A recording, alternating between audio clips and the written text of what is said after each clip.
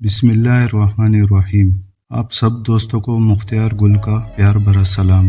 मैं हूं मुख्तियार गुल और आप देख रहे हैं गुल haunted voice channel. Video thumbnail और टाइटल देखकर आपको अंदाजा हो गया होगा कि आज की स्टोरी किस बारे में है, तो चलते हैं आज की स्टोरी की तरफ। अबुल हसन सिराज रहमतुल्लाह अलैह कहते हैं कि मैं एक मर्तबा हज को गया। मैं तवाफ कर रहा था। मेरी निगाह एक ऐसी हसीन औरत पर पड़ी जिसके चेहरे का हुस्न चमक रहा था।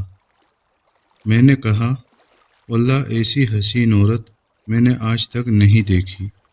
ये इसके चेहरे की सारी रौनक इस वजह से है कि इसको कभी कोई रंज व गम नहीं पहुंचा। उसने मेरी ये बात सुन ली। कहने लगी, तुमने ये क्या कहा? वल्लाह मैं गमों में जकड़ी हुई हूँ और मेरा दिल फिक्रों से और आफतों से ज़ख्मी है और कोई भी मेरे गमों में मेरा शरीक नहीं रहा। मैंने पूछा, क्या हुआ? कहने लगी कि मेरे खावन ने कुर्बानी की एक बकरी ज़बह की।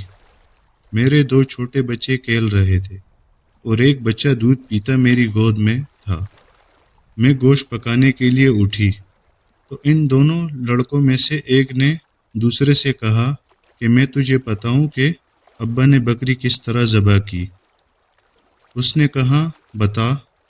तो उसने छोटे भाई को लेटाकर बकरी की तरह ज़बह कर दिया। फिर वो उसको ज़बह करके डर के मारे भाग गया और पहाड़ पर चढ़ गया। वहाँ एक भेड़िए ने उसको खा लिया। बाप उसकी तलाश में निकला और ढूंढते ढूंढते प्यास की शिद्दत से मर गया।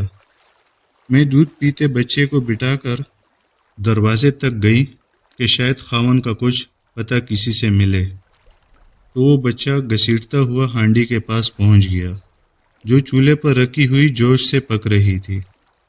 इसको जो उसने हिलाया वो पकती पकती इस पर गिर गई, जिससे उस बच्चे के सारे बदन का गोश्त जलकर हड्डियों से अलग हो गया। मेरी एक बड़ी लड़की थी जो अपने खावन के घर थी। इसको जब इस सारे किस्से की खबर पहुंची तो वो खबर सुनकर ज़मीन पर गिर गई। इसी में इसकी भी मौत मुकद्दर थी, वो भी मर गई।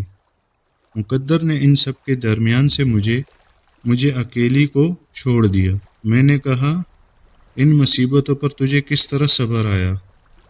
वो कहने लगी कि जो शख्स सब्र और बेसब्री में अलग अलग गौर करेगा वो इनके दरमियान बहुत बूंद भेद पाएगा।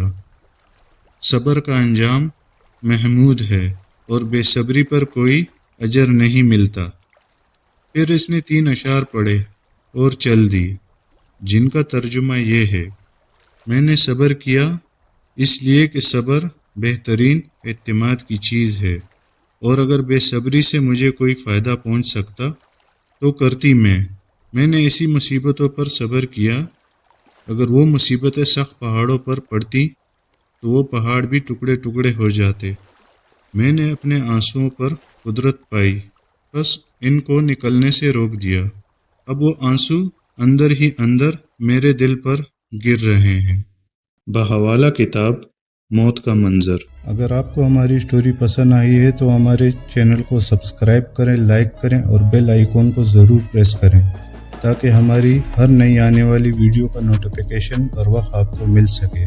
और अगर आपके पास कोई स्टोरी है तो डिस्क्रिप्शन में दिए गए व्हाट्सएप नंबर पर अपनी स्टोरी मैसेज करके या लिखकर अपने नाम और शहर के नाम के साथ हमें सेंड करें।